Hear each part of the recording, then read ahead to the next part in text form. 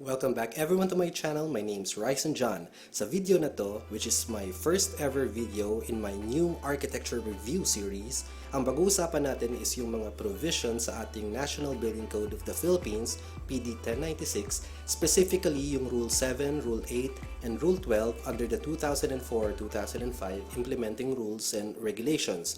So I have a sample problem here that we will be using in this video, and we will try to analyze and compute the answers that involves different development controls such as yung mga AMBF, AMVB, BHL, TSO, TGFA, etc. and even yung occupant loads under Rule 12. So before we begin in answering questions, we have 20 questions for this problem. We must first read and analyze and try to comprehend kung ano ba yung design and site planning problem natin na given. So, basahin muna natin yung sample problem. As an architect, you are commissioned to design a review center and professional development training facility on a 2,070 square meter regular lot situated along a newly developed 32-meter wide road right-of-way in a certain municipality in the Philippines. The lot frontage is 40 meters and faces west, while the entire site and road right-of-way slopes down at 7% towards north.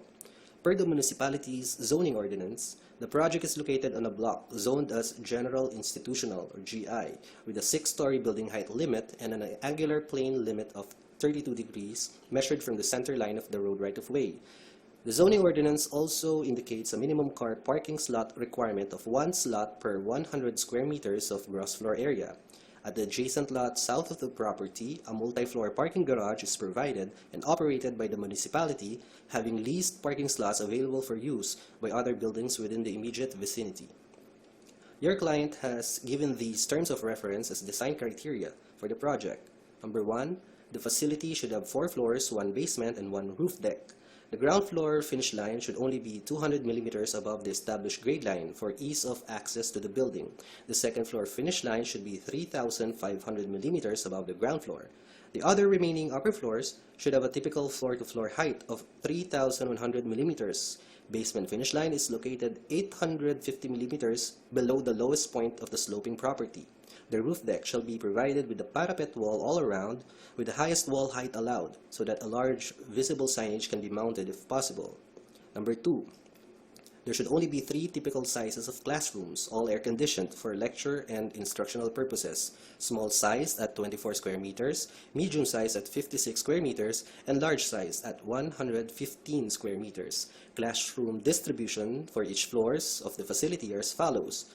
Letter A, 3 small, 1 medium, and 1 large classrooms should be located at the second floor. Letter B, 2 small, 6 medium, and 2 large classrooms must occupy the third floor. And letter C, 8 small, 5 medium, and 1 large classrooms must be found at the fourth floor. Number 3, the facility also features 2 large laboratory-style air-conditioned rooms, a 400 square meter lab workshop located at the ground floor, and a 300 square meter lab audio-visual library located at the second floor. Number 4, the entrance lobby at the ground floor should be 6 meters by 6 meters with an adjacent 92 7/10 square meter exhibition hall. The administration office must also be located at the ground floor with an 85 square meter floor area. However, a 7 meters by 9 meters conference room is preferred to be located at the second floor. Number 5, toilets for use by all building occupants should have a typical 80 square meter layout on every floor except the basement and roof deck. Number 6, the basement should have slots for vehicular parking, ramps, driveways, circulation areas, and utilities, while the roof deck will be used entirely for utilities and special equipment accessible only by authorized personnel. Number 7, circulation areas such as stairs, corridors, elevators, egresses, etc. for the third floor and fourth floor have an area of 260 square meters in each of those floors. However, for the ground floor and second floor, the allotted circulation areas are computed at 28% of the footprint of such floors. And number 8, the other remaining floor areas inside the facility in each floor will be dedicated to utilities and service areas. The structure's footprint should maximize the given lot areas allowed by the code, but must not have any abutments along its property lines to ensure maximum light and ventilation.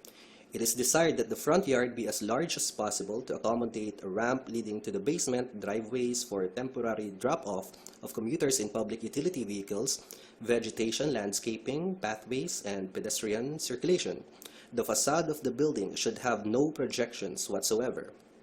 All other restrictions in designing and locating the structure within the lot, including the allocation of spaces within the structure, must adhere to the client requirements, the local zoning regulations, and the provisions of the 2004-2005 implementing rules and regulations of the National Building Code of the Philippines.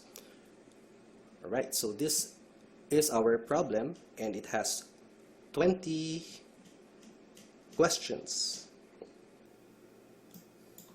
So medyo mahaba yung given na design problem natin and very detailed.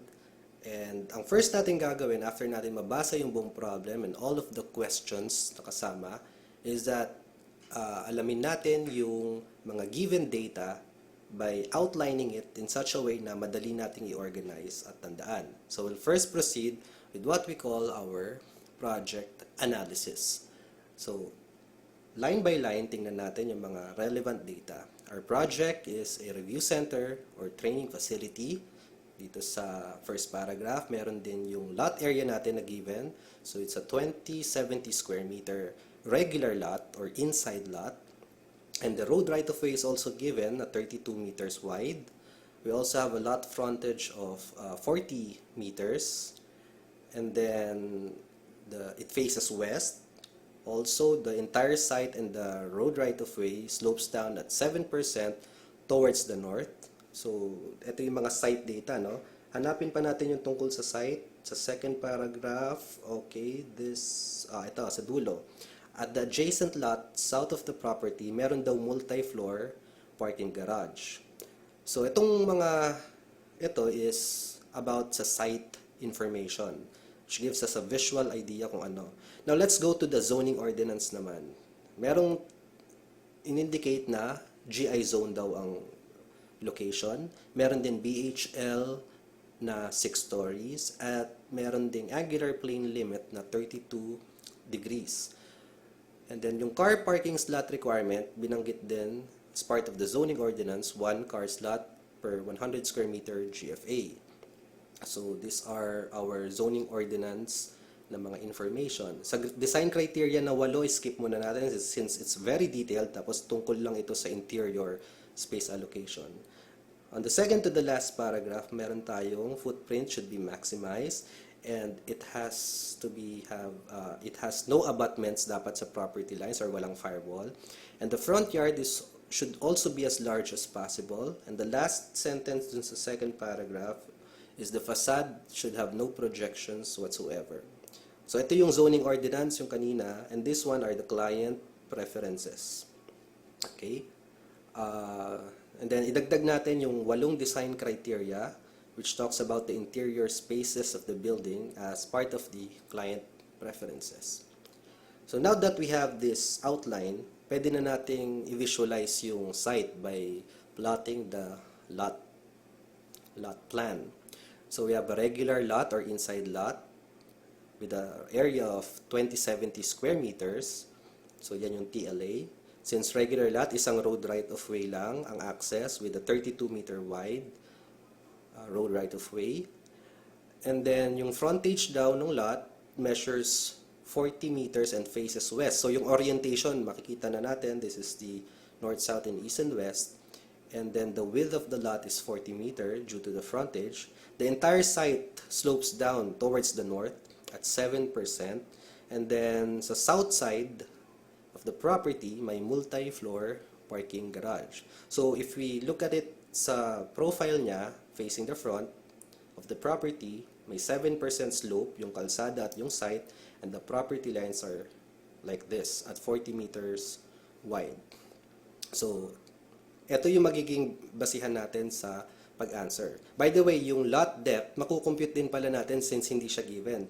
Meron na tayong lot area, divide lang natin by the lot width, 2070 square meters divided by 40 meters is equal to 51.75 meters. So ito yung dimensions ng ating lote, 40 meters by 51.75.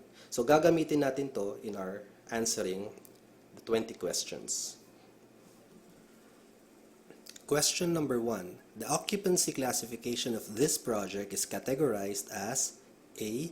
Group D, institutional, B. Group G, C. Group E, D. Group C, or E. Group I, assembly.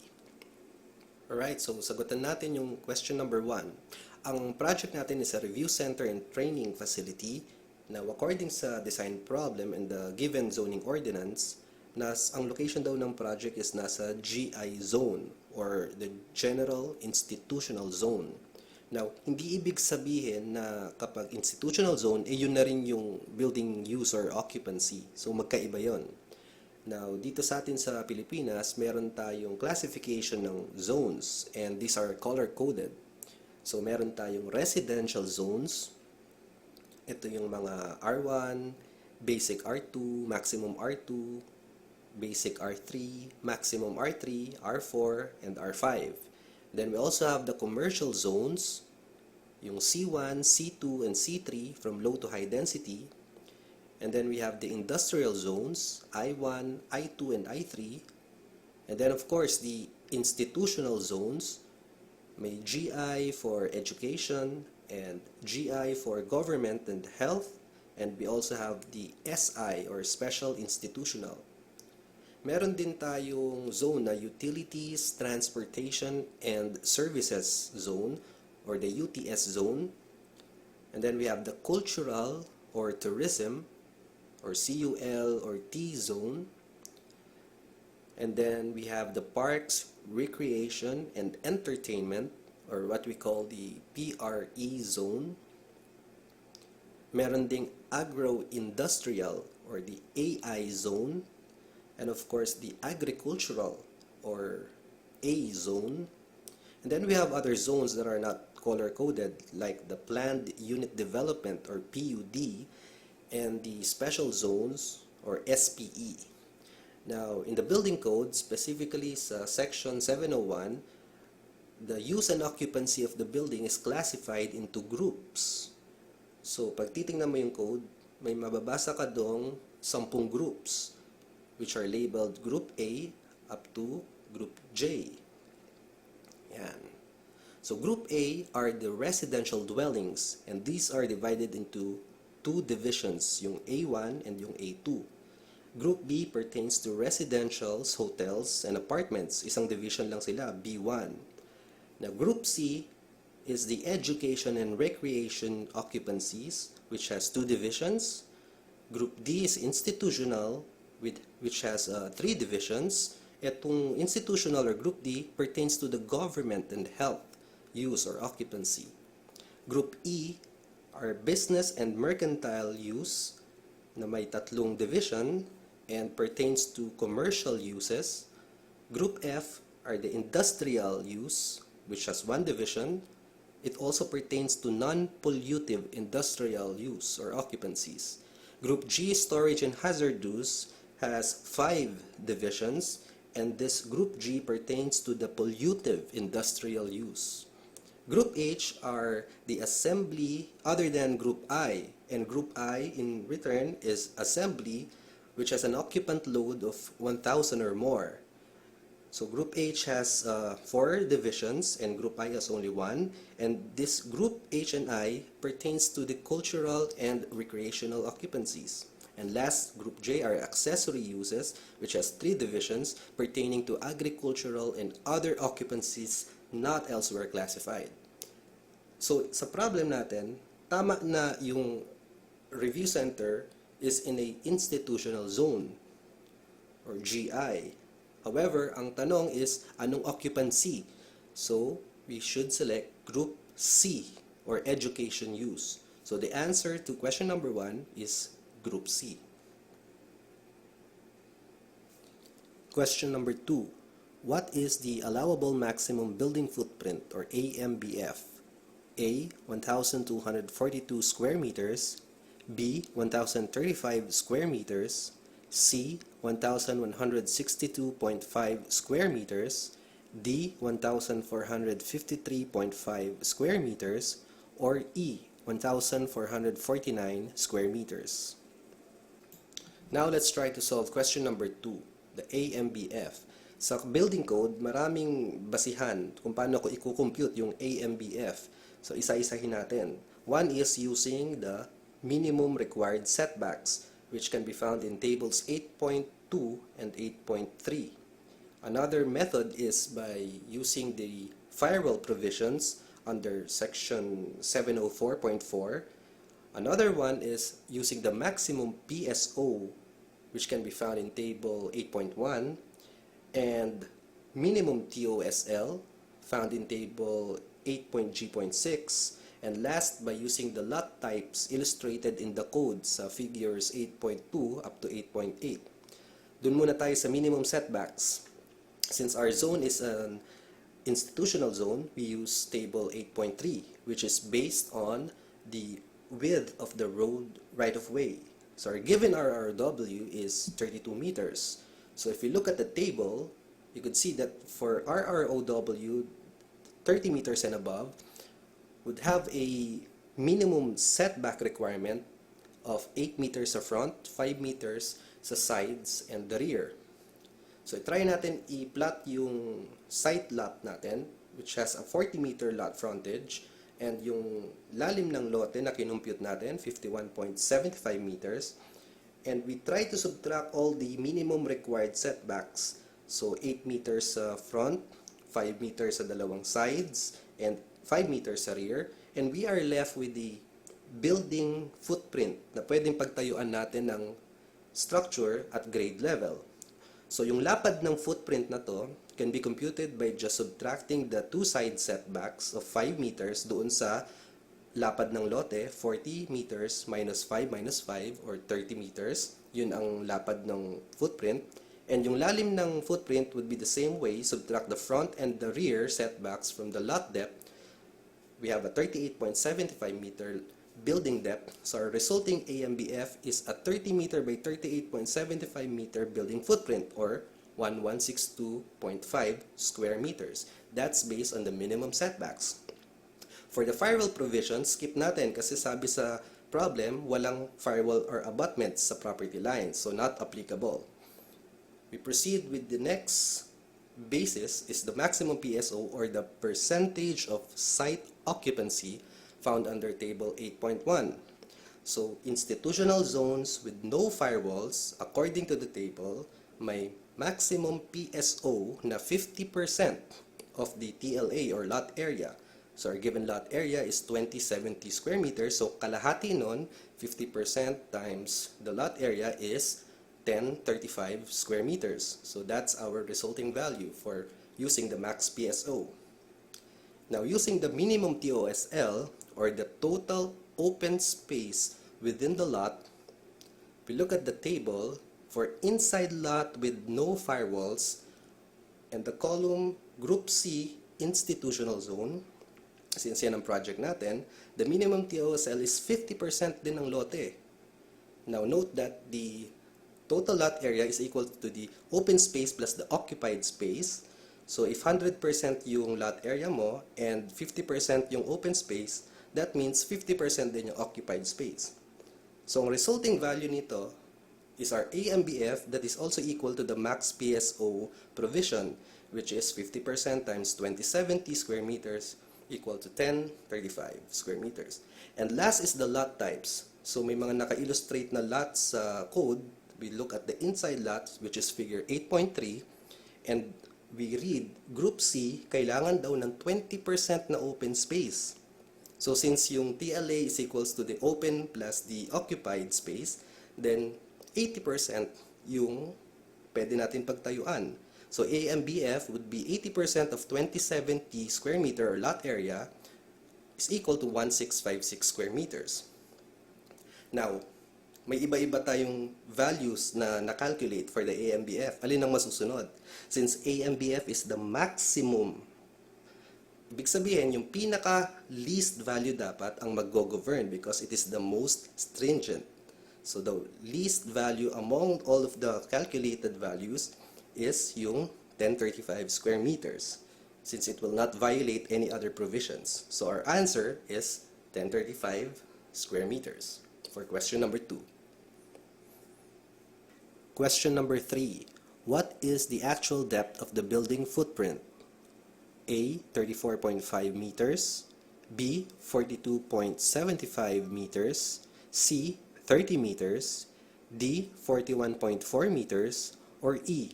38.75 meters. So let's try to solve question number 3, the actual building depth. Now, we have already calculated na yung AMBF natin is 1,035 square meters. Pero yung area na to, hindi pa natin alam kung ano yung dimension. So, unknown. Alright? Now, pwede kasing yung area na to maging rectangular siya na narrow, tapos nakagilid sa lote, or pwede ring maging squarish yung AMBF natin, pero nasa harapan ng lote. Pwede rin naman the same na squarish pero nasa likuran, or pwedeng ibang shapes like circle, triangle, or irregular shape, basta 1,035 square meter. So, alin kaya dito? Let's review first the client requirements. So, ang sabi sa problem is ang footprint daw should be maximized, tapos wala tayong firewalls or abutments, and ang pinaka-important is malaki daw yung front yard natin. Now, doon sa footprint maximize, lahat sila pare-parehas na ginamit yung AMBF. Lahat sila rin walang abutments using setbacks. Pero sa front yard, kailangan maximum daw yung front setback. And minimum lang yung rear and side. So, sagad sa likod. So, hindi pwede yung 1, 2, and 4 na illustration. Yung pangatlo, ang may maximum front yard and minimum rear and side yard. So, let's illustrate yung lot natin. We have the AMBF na sagad sa likod with the area of 1,035 square meters. Yung lapad ng AMBF natin, di pa natin alam. So, actual building width is unknown. And yung lalim, actual building depth, yan ang hinahanap natin, still unknown. Now, we have the lot dimensions given at 40 meters na lot frontage and the calculated na 51.75 lot depth. Applying the setbacks, so sagad tayo sa likod, we have a minimum setback of 5 meters sa rear and sides, pero yung sa harapan natin should be maximized. So, unknown. Now, we can actually solve the building width by just subtracting the side setbacks from the lot frontage, resulting in a 30-meter building width. Yung building depth naman, hindi natin pwedeng gawin ganun kasi unknown pa yung frontage. Hindi natin alam yung sukat. But given yung AMBF na area, so we could divide that with the width. 1035 square meters divided by 30 meters is equal to 34.5 meters. So that's our resulting actual building depth. So that's our answer for question number 3, 34.5 meters. Question number 4. What is the distance of the outermost faces of building, or OFB, from the front property line? A. 6 meters, B. 8 meters, C. 12.25 meters, D. 24.46 meters, or E. 17.32 meters. Okay, so solve na rin natin yung question number 4 using the same illustration of the site plan. So the OFB from front property line. Ano ba yung distance ng OFB from the front property line? So let's try to illustrate. This is our front property line, and this is the typical section of a building. Okay, so meron tayong setback, na front setback, which is a measurement of the front yard at grade level or sa lupa. Then ito yung OFB mo doon sa grade level. Now, typically, sa mga buildings, yung upper floors nakaprotrude palabas malapit sa front property line. So, yung OFB natin na to, may projections. So, we'll have two different values ng OFB, sa taas at sa baba. Now, let's try to review the client requirements. Ano yung sabi sa design problem? Diba sabi, ang facade of the building should have no projections whatsoever. So, ibig sabihin pala, vertical lang dapat yung building. Hindi pwedeng ganito. So, the correct section or the shape of the building would have to be like this.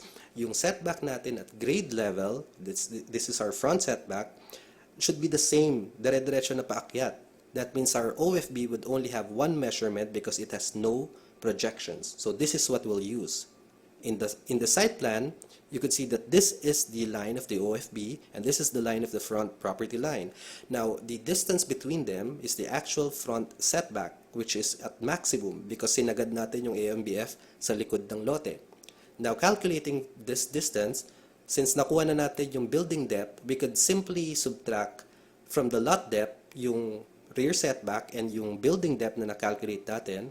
It would result in a 12.25 meter distance between the OFB and the front property line. So that's our answer for question number 4. Question number 5.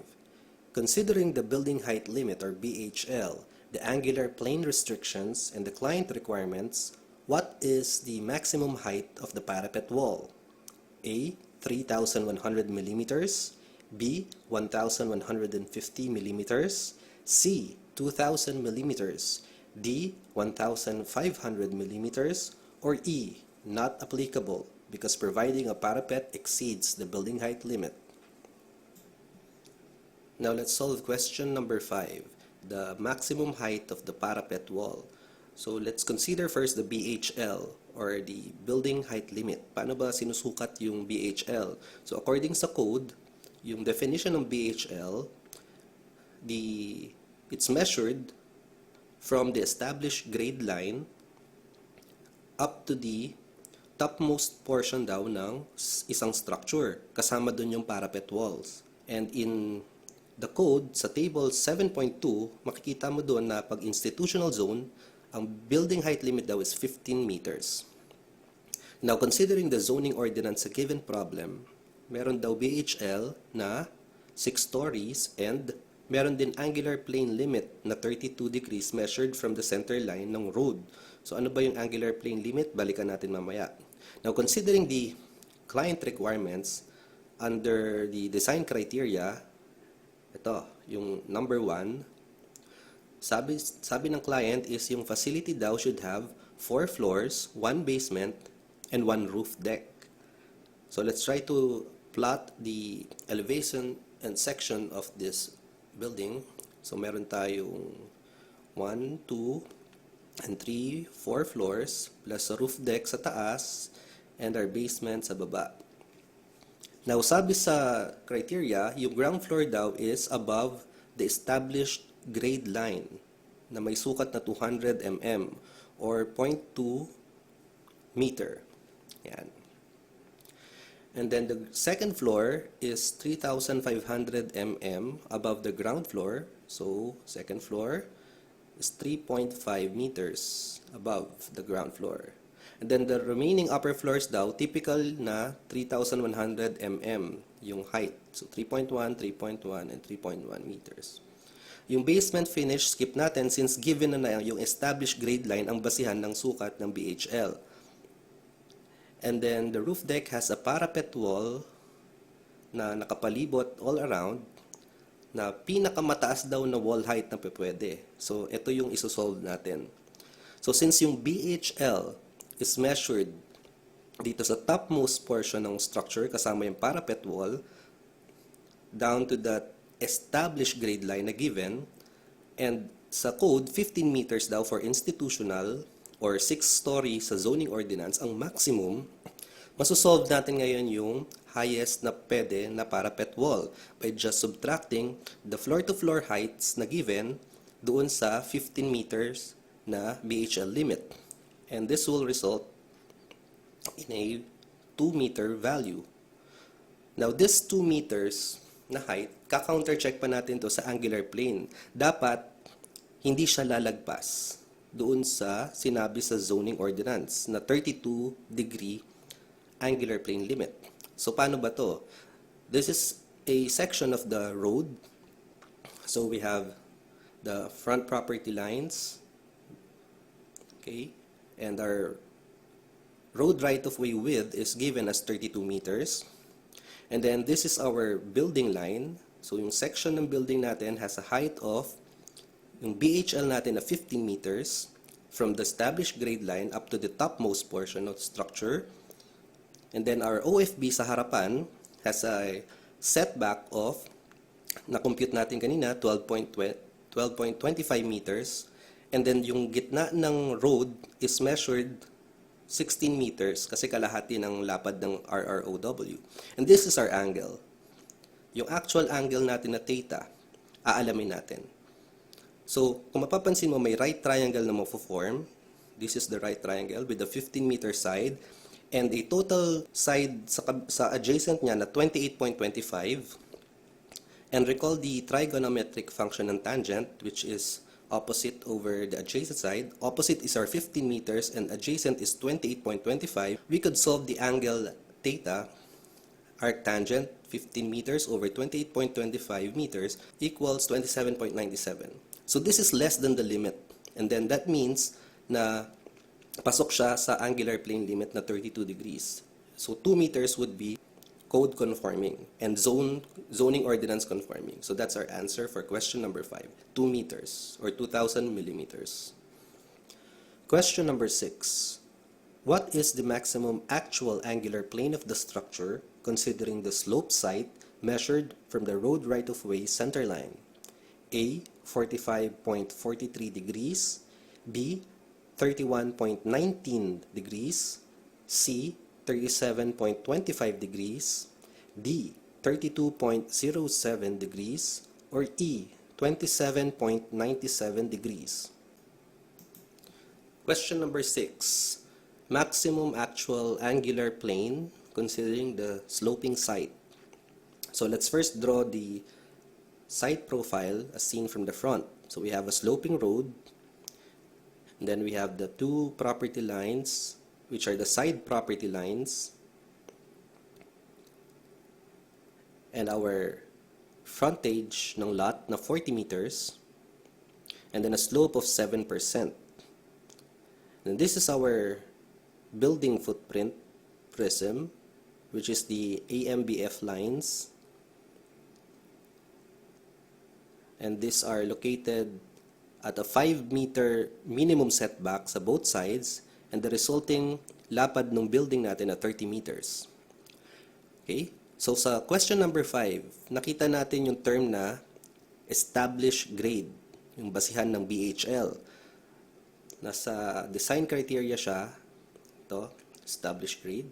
Now sa code definition, under section 707, paano ba yung basihan ng established grade? So on a sloping site, meron tayong highest adjoining grade and the lowest adjoining grade. Yung distansya daw ng dalawa, kung greater than or equal sa 3 meters, ang established grade line daw dapat ay yung average. So kung may 2 points, yung kalahati. Dito, ang basihan ng building height limit. Pero kung yung distance ng, vertical distance ng 2 points na to is less than 3 meters, yung established grade daw, according sa code, ay yung highest adjoining grade. So, dito sa taas, yan ang basihan ng BHL natin. So, in our case, ito yung highest and lowest adjoining grades. Kailangan natin malaman kung ano yung vertical distance. So, recall that slope is equals to rise over run. Yung slope natin is given as 7%. And yung run natin is given as 30 meters, yung lapad ng building. And we need to find the height. So, yung height can be computed as 7% times 30 meters or 2.1. So, yung 2.1 meters is less than 3 meters. So, that means ang established grade line natin is ito, yung highest adjoining grade. Ibig sabihin, if this is our established grade, yan ang basihan natin ng building height limit na according sa code is 15 meters for our project, institutional. So, this 15 meters, na-solve na natin to sa question number 5, yung angular plane. Ano yon? Diba, 15 meters over 28.25, arc tangent is 27.97 degrees. Ito yung angle sa side na to, sa taas. But yung angle sa baba, if you compute the angular plane at this side, mas malaki. Bakit? Kasi sloping yung lot and mas mataas ang magiging actual height ng building. So yung actual height nitong side na to sa baba ng slope is 15 meters plus yung diferensya nung adjoining grades na 2.1. So that equals to 17.1.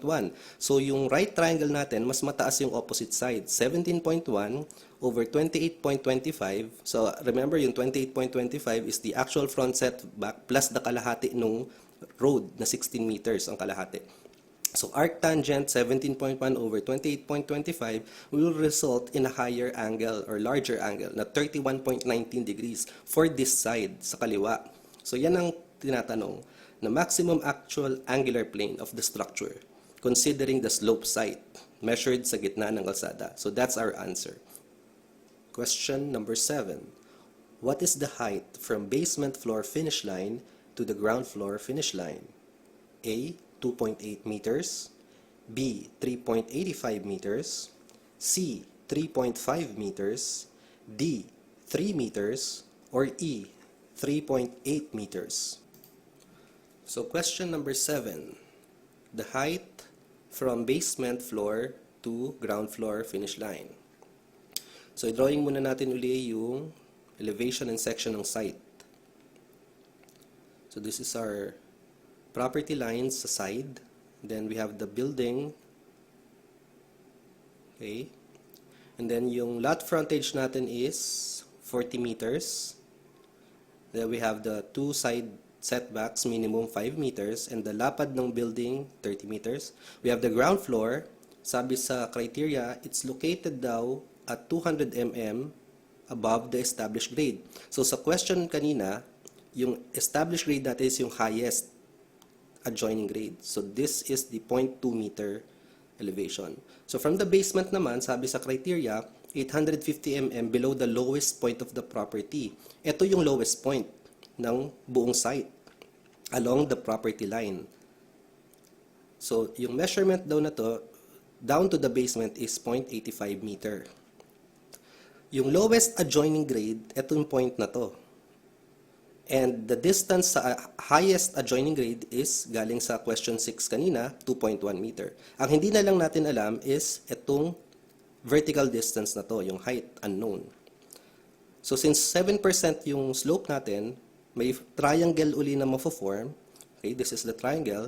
Given yung 5 meters run, tsaka yung unknown rise with a 7% slope, so solving for the rise is 7% times 5 meter or 0.35 meter. So yung height natin could be solved by just adding all of the given heights, including the solved height na 0.35. So that will result in a 3.5 meters ang total distance natin from basement to ground floor. Question number 8. The project is considered to have how many actual stories?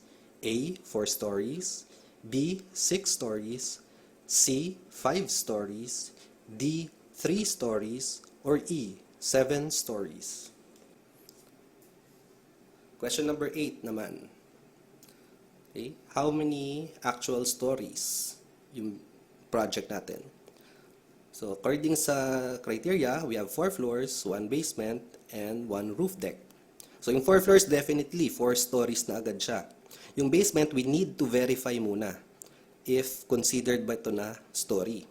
Yung roof deck, definitely hindi siya considered na story since entirely open. Now, according sa code, yung definition ng story, etong sabi, if finish level daw of a floor above the finish level of a basement is more than 3.6 meters above the established grade line, yung basement daw ay considered the story. Ano ba yung floor above the basement? Yung ground floor, di ba? So ano yung height niya from the established grade? 0.2. So this means less than 3.6 meters siya above the basement. Therefore, yung basement is not considered a story. So ang sagot natin sa question number 8 is 4 stories ang actual na number of stories ng project. Question number 9. Determine the minimum ceiling height of the administration office if it is to be provided with artificial ventilation. A. 2.45 meters, B. 2.4 meters, C. 2.1 meters, D. 2.85 meters, or E. 2.7 meters. Question number 9. Minimum ceiling heights. Maraming nalilito rito. Okay? Of our admin office. So let's first check yung design criteria natin. Sabi sa problem, yung building natin has 4 floors, 1 basement, 1 roof deck, pero nalaman natin na 4-story yung building natin. And then the admin office, according sa design criteria, number 4, located sa ground floor. And as per question number 9, provided siya with artificial ventilation, like air conditioning systems. So tingnan natin yung definition ng ceiling heights na minimum sa code under section 805. Okay? So sabi sa code, yung first portion is habitable rooms provided with artificial ventilation, like our admin office, shall have ceiling heights na not less than 2.4 meters measured from the floor line up to the ceiling line. So that's the first portion of the provision. I-drawing natin, no? So ito yung habitable room na may artificial ventilation. So yung ceiling height daw dapat ay minimum 2.4 meters. So yung second portion ng paragraph, may provision, provided daw that for buildings of more than 1 story, the minimum ceiling height, okay, nung first story shall be 2.7 meters, hindi na 2.4. And that for the second story shall be 2.4. So yun na yung 2.4 meters na minimum, second story. And the succeeding stories shall have an unobstructed typical headroom clearance of not less than 2.1 meters. Again, measured from the floor to the ceiling. So yung second part ng provision natin, iba doon sa first part. Yung first part pertains to the single story na 2.4 meter minimum. For the multi-story, we have the ground floor and a second floor, both artificially ventilated habitable rooms. So yung ceiling height daw for the ground floor, dapat 2.7 meters ang minimum. And yung second floor, pwedeng 2.4 meters. And the succeeding stories, thereafter, meron tayong third floor and above, pwede ng 2.1 meters ang minimum ceiling height. So that's for the multi-story. So in our case, di ba, 4-story building natin, it's a multi-story building, and yung ground floor natin, nandoon yung admin office. So we should apply the 2.7 minimum ceiling height for our admin office, hindi 2.4, since it's located in a ground floor in a multi-story building. So our answer in question number 9 is 2.7 meters. Minimum ceiling height. Question number 10. What is the actual total gross floor area, or TGFA, of the facility? A. 6,063.12 square meters.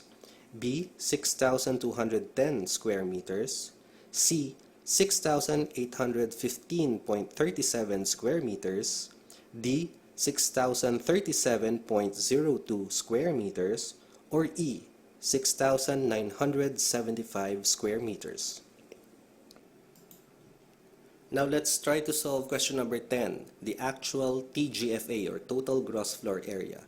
Ano ba yung TGFA? According sa code, ito yung all floor spaces and usable horizontal surfaces above and below established grade that are physically attached to the building. So lahat-lahat.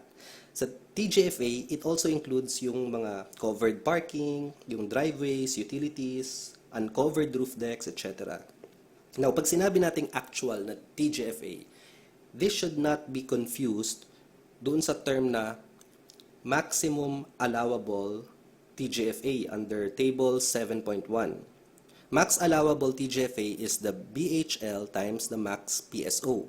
Sa table, pag institutional zones, ang max allowable TGFA daw is BHL times 50% of the lot area.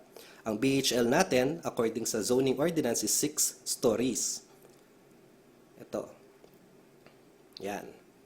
And then 50% of our lot area natin is 2070 square meters, okay? Times 50% equals 1035 square meters, which is our AMBF.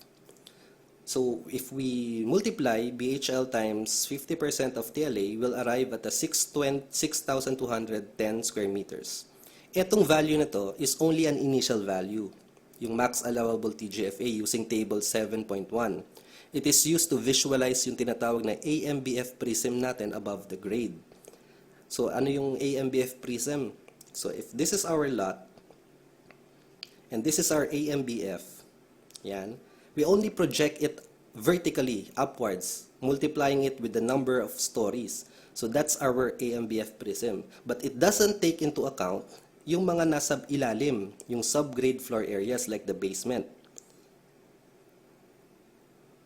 So take note then that this max allowable TGFA can be increased under Section 706. Now, meron tayo tinatawag na term na AMVB or the allowable maximum volume of the building.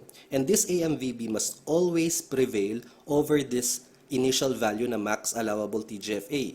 How do we determine yung AMVB? Two steps. First, we calculate the AMBF prism, yung nasa taas, and then we apply the incremental setbacks. Dalawang klase, sa front and yung sides and rears. For the front, we use the angular plane. Ito yung measured from the center line ng kalsada, we use the angle and then tatapyasan natin yung lalagpas sa angle. And then, yung sides and rear, we use the incremental setbacks at the rate of 0.3 meter for each additional story above the second floor. Under the code, Section 804.6 and Figure 8.20. So, yung gilid and likod natin may tapyas din. Ito. So, in our actual case, let's try to first plot each and every floor plate of our building and calculate kung ano yung mga incremental setbacks na kailangan para makuha natin yung AMVB and the actual TGFA. We'll start with the ground floor first. We already know yung footprint natin as 30 meters by 34.5 meters. So ang area ng footprint at the ground floor is 1035 square meters. And this is our OFB, which is vertical according sa design criteria. And the second floor would be the same kasi wala pang incremental setbacks. For the third floor, kailangan natin bawasan ng incremental setbacks ng 0.3 sa likod at sa gilid. And it will result in a 29.4 meters by 34.2 meters. Or 1,005.48 square meters, the floor plate. Sa fourth floor, ganun din, no? Babawasan natin uli ng 0.3 sa likod at sa gilid, and it will result in a floor plate of 976.32 square meters. Sa roof deck, since it's not a story, it's the same floor plate ng fourth floor. Now, for the basement, under Rule 8.G.F, kailangan parehas yung AMBF mo ng basement at yung ground floor. So, 1035 square meters. Take note, no? Kaya hindi tayo naglagay ng incremental setback sa front due to angular plane kasi na-compute na natin kanina, di ba, na yung actual angles natin are less than the 32 degree limit. Di ba, yung measured from the center line of the road, we calculated 31.19 degrees yung sagad natin, maximum actual. So, hindi natin kailangan lagyan ng angular plane. So, the actual TGFA is just the total. Isasum lang natin lahat ng mga floor plates. And this is 6,063.12 square meters. Now, that's our answer sa question number 10 for the TGFA actual. Question number 11. Determine the maximum number of occupants for a given large-sized classroom. A. 63 persons. B. 92 persons. C. 115 persons. D. 82 persons. Or E. 53 persons. Solving for question number 11, the maximum number of occupants or yung tinatawag natin na occupant load. So sabi sa problem natin, sa design criteria, yung large classrooms daw ay may floor area na 115 square meters. Now, according sa code, under the occupant load sa section 1207 and table 12.1, for classrooms, kailangan daw na may 1.8 square meter per occupant na floor area para makompute mo yung maximum number of occupants. So, simply divide 115 square meters divided by 1.8 square meter occupant load, 63.888, or rounded down, ang maximum natin na occupants sa classroom na large is 63 persons. So, that's our answer sa question number 11. Question number 12. What is the maximum allowable gross floor area or GFA of this project? A. 5,231.25 square meters, B. 7,245 square meters, C. 5,175 square meters, D. 5,812.5 square meters, or E. 3,519 square meters. Now let's solve question number 12, the maximum allowable GFA. Now when we say GFA, it means the gross floor area, and it's not equivalent sa TGFA na yung total gross floor area. Sa GFA, excluded na doon yung mga covered parking, driveways, utilities, and uncovered roof decks, etc. nakasama sa TGFA. Now sa code, ang GFA daw is defined under Rule 7 Guidelines on Building Bulk Item B.1.4 na equal to TLA times FLAR. TLA is the total lot area, and FLAR means floor to lot area ratio. So FLAR is a percentage ng gross floor area ng buong building over which the lot area kung saan nakatayo yung building. So to give you an example, let's say meron tayong mga lots. Okay?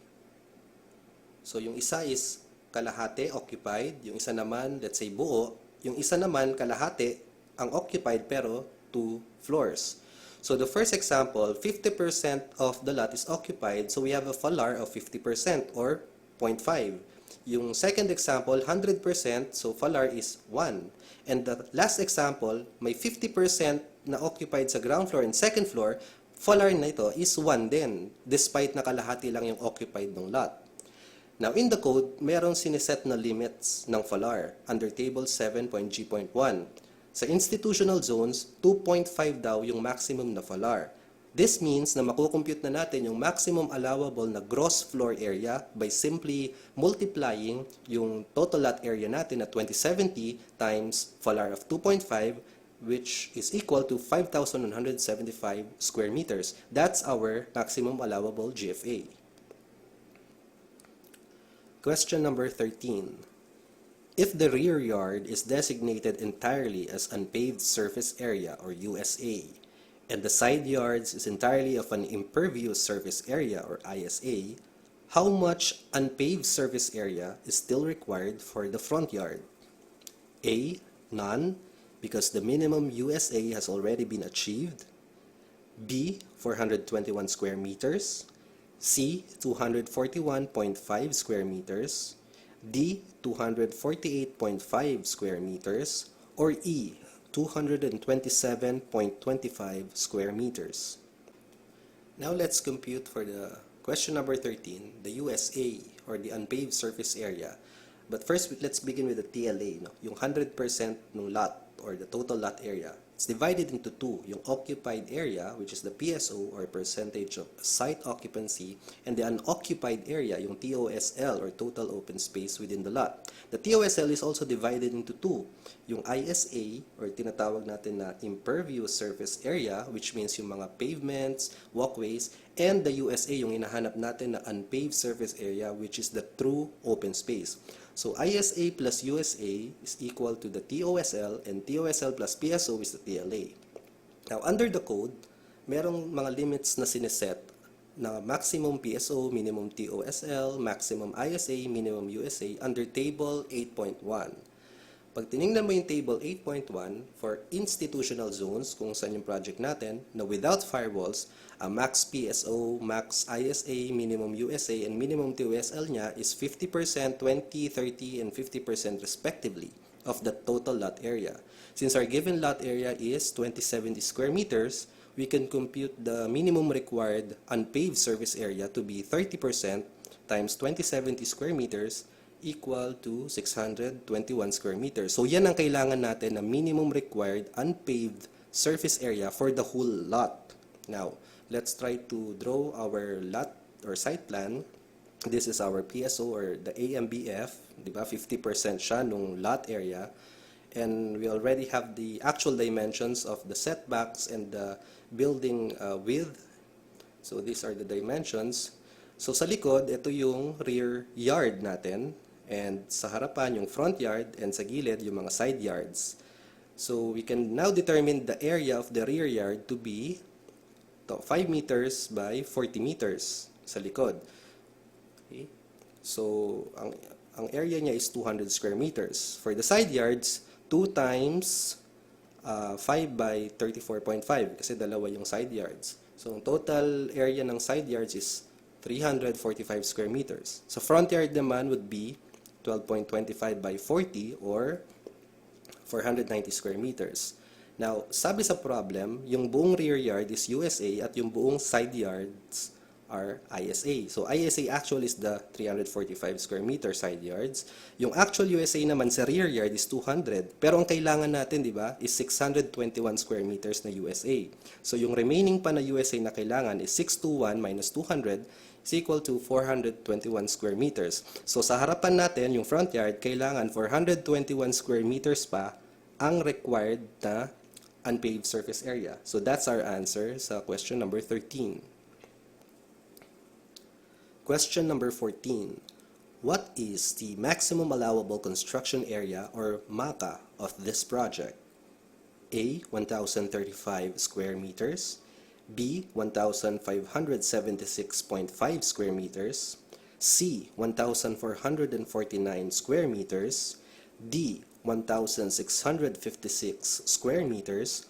Or E. 1,783.5 square meters. So, burahin muna natin yung portion na to and we'll solve for question number 14, the maximum allowable construction area. So, MACA is simply the PSO plus the ISA. So, sa chart natin kanina, ito yun, no? PSO plus ISA, MACA. Sa table 8.1, you have the 50% PSO and 20% ISA limit. So, max PSO is 50% ng lot area or 1035 square meters, max ISA is 20% of the lot area or 414 square meters, we can get now the MACA of 1,449 square meters. So that's the answer. Question number 14. Question number 15. If both sidewalks along the road right-of-way are equal in width, what is the minimum width of the unpaved or planted portion on one sidewalk fronting the property? A. 1.2 meters, B. 0.8 meter, C. 0.3 meter, D. 0.6 meter, or E. Optional. So now let's solve for question number 15, the planting strip width. Now yung mga lapad ng planting strips, yung minimum value is governed under table 8.G.5, which is based on the width ng road right-of-way. Yung lapad ng RROW natin is 32 meters. So, pag titingnan mo doon sa table 8.G.5, makikita mo na for 30 meters and above na RROW, may planting strip na width daw tayo na per side na 0.6. So, ito ba yung sagot? Not yet. Tingnan muna natin yung other provisions sa code.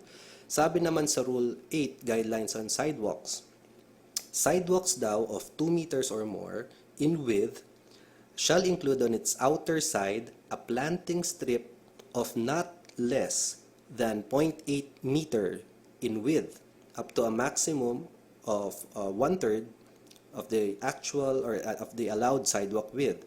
So, ang ibig sabihin ng provision na to, kailan alamin natin yung lapad muna ng sidewalk, kung 2 meters ba to or above.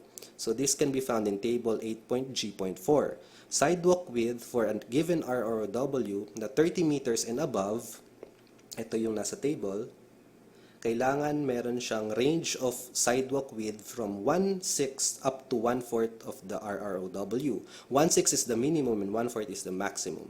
So the minimum sidewalk width would be 1/6 times the 32 meter RROW or 5.33. Ito yung both sides na lapad ng dalawang sidewalk. So, one side divided by 2 is 2.666 meters on each side. So, since equal yung sidewalk natin, sabi sa question, our sidewalk width is more than 2 meters. Okay? So, that means, yung provision under item D.9, yung planting strip natin should be 0.8 ang minimum, hindi 0.6. So, that is our answer for question number 15. So, pag in-illustrate mo, Ito yung section. We have the sidewalk width of 2.666 and the planting strip should be 0.8 minimum on the sidewalk outer side. Question number 16. Calculate the second floor occupant load of the facility for exit or egress purposes. A. 336 occupant load.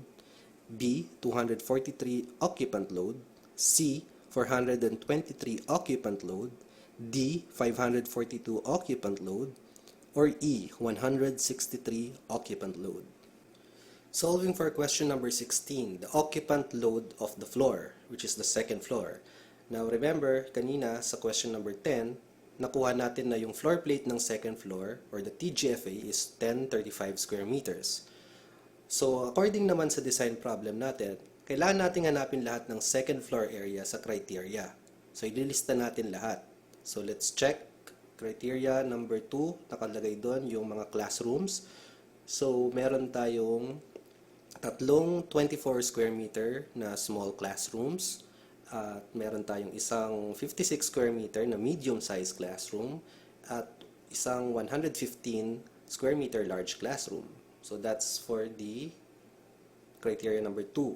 So number 3 naman, yung second floor na spaces is may 300 square meter na laboratory / audiovisual library. Okay, sa criteria number 4, meron tayong 7 by 9 or 63 square meters na conference room.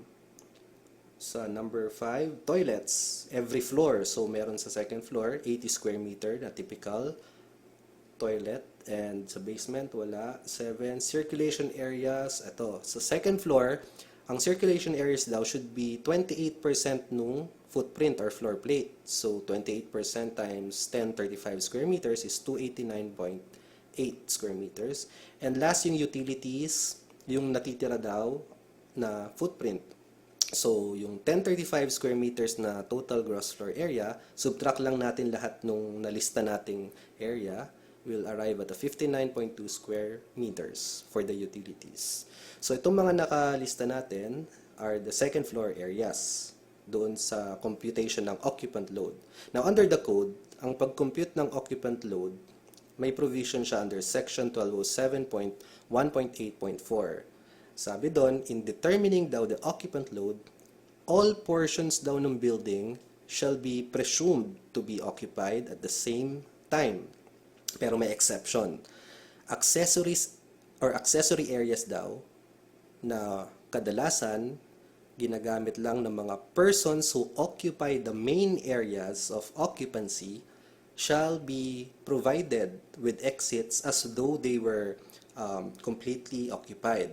Pero, in computing daw the maximum occupant or maximum allowable occupant load ng isang floor or ng building, the occupant load of the accessory areas shall be disregarded. So, hindi nakasama. Ano ba yung mga accessory areas na nakalista natin? Ito yon. So, meron tayong toilet, circulation, and utilities. These are accessory areas. Kasi ang gumagamit nito, yun din gumagamit ng mga tao sa main areas. So, under table 12.1, for classrooms, ang occupant load requirement is 1.8 square meter per occupant. For conference rooms naman, 1.4 square meter per occupant. And laboratories, 4.6 square meter per occupant. So, kukumputin natin bawat isa. So, 24 square meter na classroom divided by 1.8 square meter equals 13 occupants. Pero since tatlo yung classroom natin na small, times 3, we have 39 occupants for the small classrooms. Ganun din sa medium, 56 divided by 1.8, we have 31 occupants. Sa large naman, 115 divided by 1.8, we have 63 occupants. Sa laboratory audiovisual, 300 divided by 4.6 or 65 occupants. And last, dun sa conference room, 63 divided by 1.4 is 45 occupants. So these are the main areas of occupancy. Yung lahat ng occupants na to, sila rin yung gagamit sa accessory areas. So the total occupant load, plus lang natin lahat ng occupants, will arrive at a 243 na total number of occupants for the second floor. So that's our answer, 243 occupant load. Question number 17. Specify the minimum number of exits allowed by the code if the ground floor will be the main egress that serves the entire floors of the building. A, 2 exits, B, 3 exits, C, 4 exits, D, 10 exits, or E, 1 exit. Now let's solve question number 17, the minimum exit requirements for the whole building. Now, exit requirements are based on occupant load computations, yung mga ginawa natin kanina. And according to the question, yung ground floor daw yung magiging main egress natin na magsaserve sa entire floors ng building. So at the ground floor may egress, yung second floor, third floor, and fourth floor, and even the roof deck, dadaan lahat pababa, and yung basement paakyat sa ground floor. So in the number of exits under section 1207.2.a of the building code, it states that for every building or usable portion thereof shall have at least 1 exit. And in all occupancies, floors above the first story having an occupant load of more than 10 shall not have less than 2 exits. And then every story or portion thereof having an occupant load of 500 to 999 shall have at least 3 exits. And every story or portion thereof having an occupant load of 1,000 or more shall have at least 4 exits. So these are the number of exits na minimum as per the building code. And then there's another provision that states that the number of exits that is required from any story of a building shall be determined by using the occupant loads of floors which exit through the level under consideration as follows. So 50% of the occupant load in the first adjacent story above and the first adjacent story below if a story below exits through the level under consideration, and 25% of the occupant load of the story immediately beyond the first adjacent story. So ang ibig sabihin ng provision na to is that, for example, in our ground floor egress, the adjacent story is the second floor kasi all the second floor occupants would exit through going down the ground floor. And another adjacent story is the basement, which is an adjacent floor to the ground floor. So lahat ng occupants sa basement would exit going up through the ground floor. That means those two adjacent floors, kailangan natin kunin yung 50% ng occupant load of those floors and ipa-plus natin siya sa occupant load ng ground floor. And then the story immediately after or beyond the adjacent story, ang adjacent story natin is yung second floor, right? Or beyond that adjacent story would be the third floor. Kailangan natin daw kunin yung 25% naman nito and add it to the calculated occupant load in determining the number of exits dito sa ground floor. So, yun ang procedure on how to find the minimum number of exits per multi-story building. And the last sentence dun sa provision states that the maximum number of exits required for any story shall be maintained until egress is provided from the structures. So what this means is that, for example, ang nakuha natin na minimum number of exits sa third floor is 3 exits, meaning 500 to 999 yung occupant load natin. So, ibig sabihin nun, kung ang computation mo sa second floor naman is less than 500 occupant load, considering na nag-add na tayo ng 50% for the adjacent stories and the 25% for the story beyond the adjacent story, ang lumabas is 2 exits lang for the second floor. Hindi pa pwedeng maging 2 exits lang according to the code. Since if bababa yung mga nasa third floor, which requires to have 3 exits, even though mas maliit yung occupant load mo sa second floor, kailangan pa rin na yung second floor mo would be maintained in terms of the number of exits. So 3 pa rin dapat. Katulad nung sa third floor, kung saan galing yung mga occupants going to the direction of travel sa egress. So that means sa second floor mo, kailangan 3 pa rin na exits. And then for the ground floor, kailangan 3 exits ka pa rin unless mas malaki yung occupant load computation mo na kinakailangan pa pala ng 4 exits or more. So yun ang ibig sabihin ng last sentence on the provision na the maximum number of exits is kailangan ma-maintain doon sa mga stories hanggang makalabas lahat ng tao doon sa designated egress of the building. Alright, so in our case, dito sa actual project natin, ang first natin gagawin is to try to list down all of the areas per floor and then determine those areas kung ano yung occupant load requirements niya, which is found in the code under table 12.1, to be able to compute yung total occupant load nung floor na yon. So parang katulad nung ginawa natin kanina sa question number 16. So let's start with, on the roof deck, utilities lang, so walang occupant load kasi accessory areas lang ito. On the fourth floor, sa design criteria, meron tayong 8 small classrooms, meron tayong 5 medium-sized na classrooms, at may isang large classroom. May iba pa bang areas for the fourth floor? Okay, toilet, circulation area, utilities, lahat sila are accessory areas. So yung small classroom, 24 square meter divided by 1.8 times 8 na classrooms, 104 occupant load. Sa medium size naman, we have a 155 occupant load and large classroom, 63 occupant load. So ang total natin na occupant loads for the fourth floor would be 322. So according sa provision, 2 exits ang kailangan since more than 10 but less than 500. On the third floor naman, may 2 small classroom, may 6 na medium classrooms, and may 2 large classroom. Yung other areas sa third floor are accessories na. So small classroom natin, we have a 26 occupant load total. So sa medium, we have 186, and sa large, may 126. So ang total natin for the third floor, occupant load is 338. Pero ipa-plus pa natin yung 50% ng occupant load sa taas kasi dadaan yung mga nasa fourth floor, pababa. So ang total natin na third floor na occupant load for exit requirement purposes is 499. So 2 exits din, less than 500 kasi. On the second floor, na-compute na natin kanina sa question number 16. So 243 yung occupant load. Pero ipa-plus again natin yung adjacent story niya na third floor, 169, and 25% ng fourth floor, yung 80.5 na occupant load.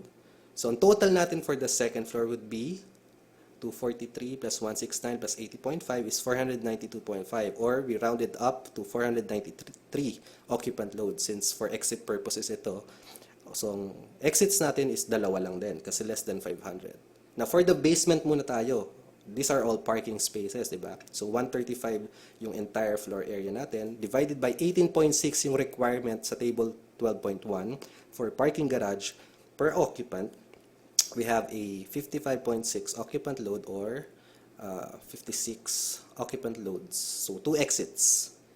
And then at the ground floor, kung saan lahat ng mga floors dadaan for egress, may laboratory na 400 square meter. Meron tayong 92.7 exhibition hall, and then merong office na 85 square meter, and then the other areas, toilets, accessory. So laboratory is 4.6 ang required occupant load, square meter. So 86.97 or 86 occupant load. Exhibition hall is 1.4 na occupant load per square meter, so 66. And the admin office is 9.3 square meter occupant load requirement per occupant. And the total ng ground floor natin is 161 occupant load. So plus natin yung 50% sa second floor, which is 121.5, and the 50% ng basement kasi aakyat sila sa ground floor, we have 28. And 25% naman nung third floor, which is 84.5. So if we total lahat ng occupant loads natin for the ground floor, will have a total load of 395. That means 2 exits lang ang kailangan natin since more than 10 but less than 500. So our answer sa question number 17 is 2 exits for the ground floor.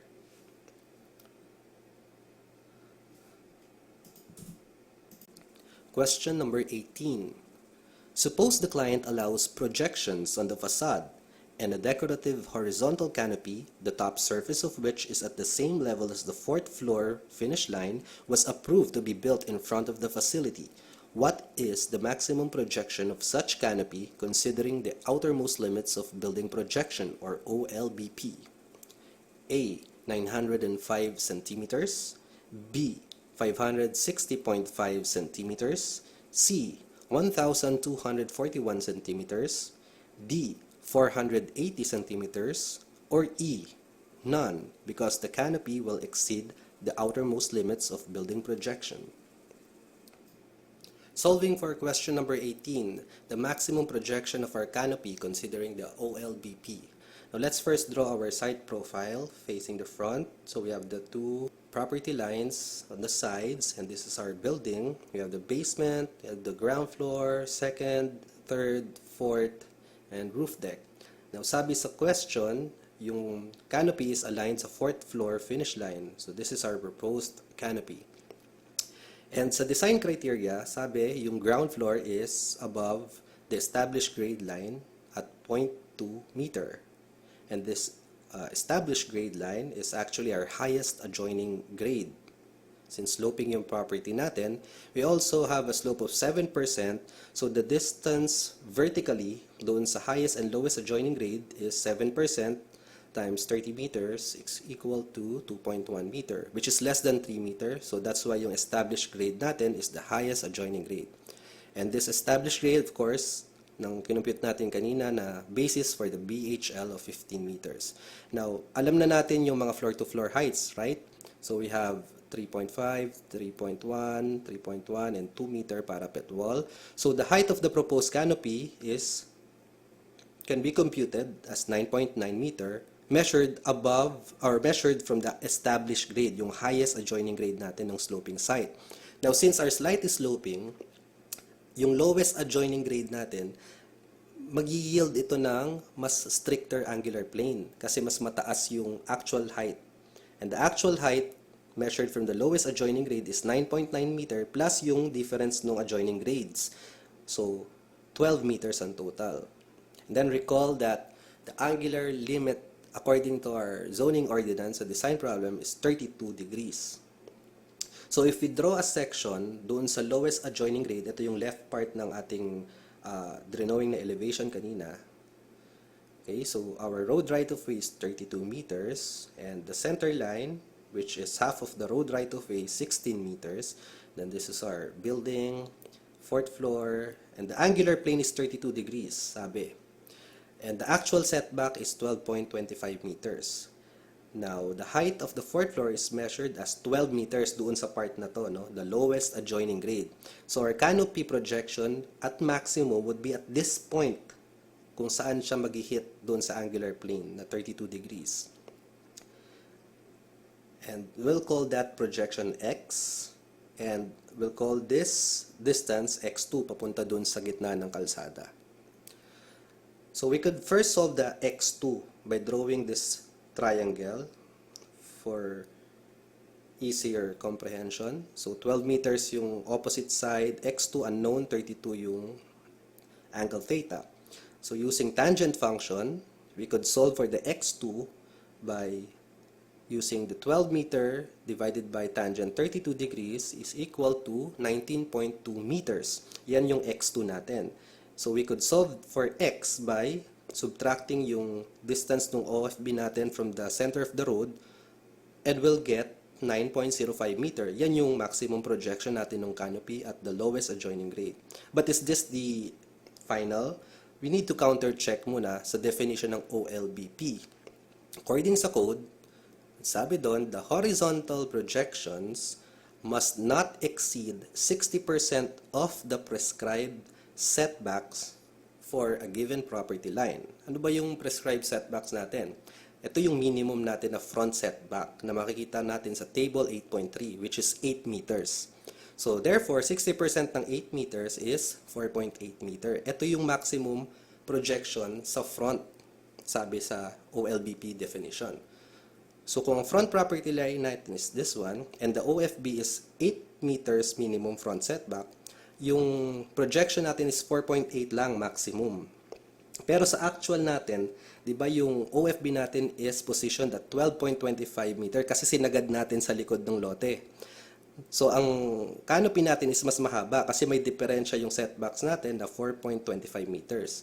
So, we need to add the 4.25 meter na diferensya doon sa 4.8 na maximum projection will get 9.05 meters. So, parehas. So, that means the 9.05 or 905 centimeters could be our maximum projection for the canopy without violating the angular limit of 32 degrees. So, that's our answer for question number 18. Question number 19. Determine the actual floor-to-lot area ratio or FLAR of this project. A. 2.94, B. 2.25, C. 2.5, D. 1.7, or E. 1.85. Solving for question number 19, the actual FLAR, or the floor-to-lot area ratio of our project. Now recall that GFA, or gross floor area, is equal to TLA times FLAR. And the GFA specifically excludes yung mga covered parking, driveways, utilities, uncovered roof decks, etc. So yung FLAR, in computing it, we'll use the GFA. So first, let's list down yung mga floors natin ng building. We have the roof deck down to the basement.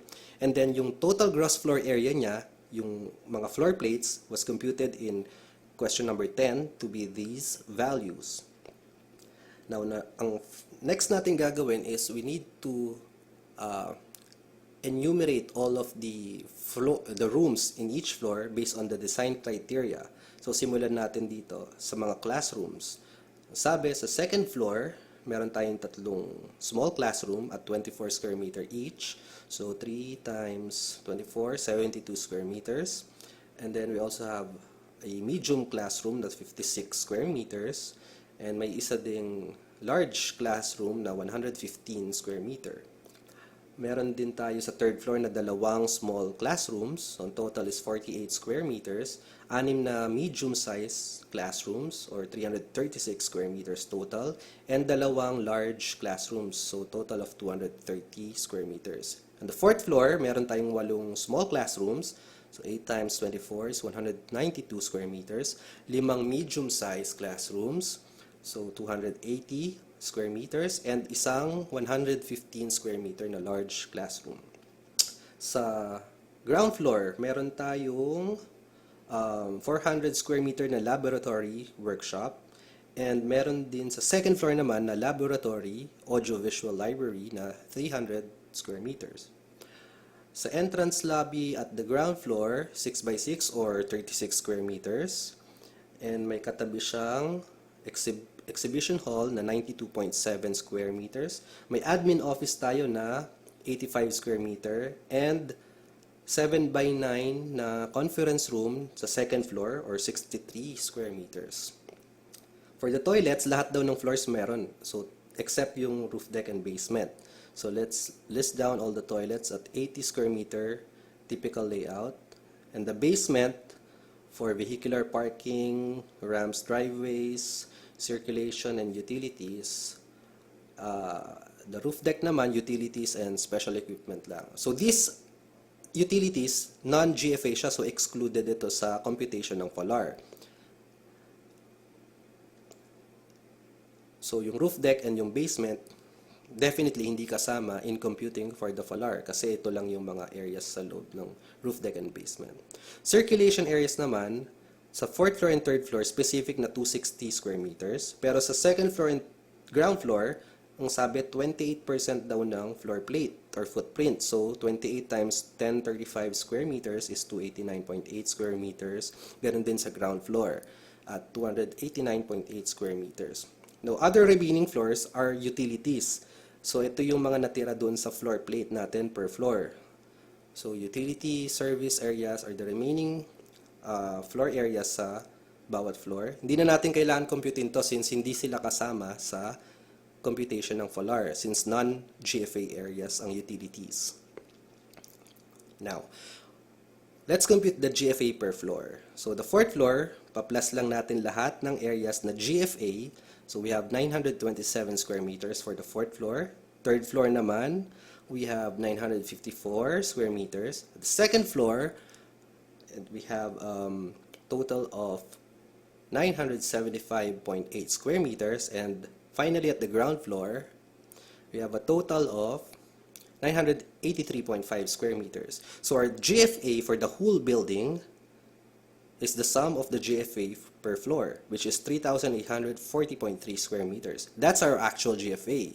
So computing for the actual FLAR, we simply use actual GFA divided by total lot area, which is 384.3 divided by 2070, is equal to 1.85.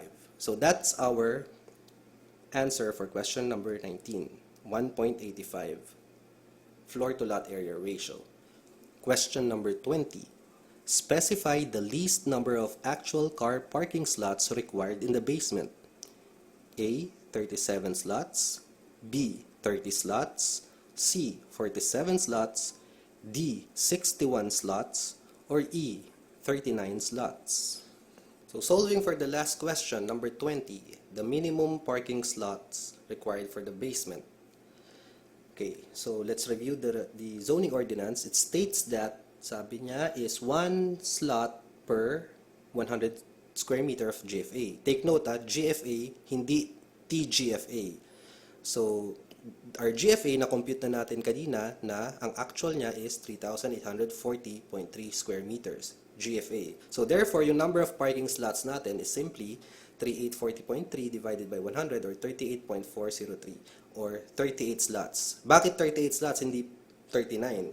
So, ang sabi sa code, under section 707.4.d, yung fraction daw na to, which is 0.403, is less than 50% or 0.5 and thus, hindi considered as an additional slot. Kaya naging 38 slots. So, ito na ba yung final answer natin? Hindi. Tingnan muna natin.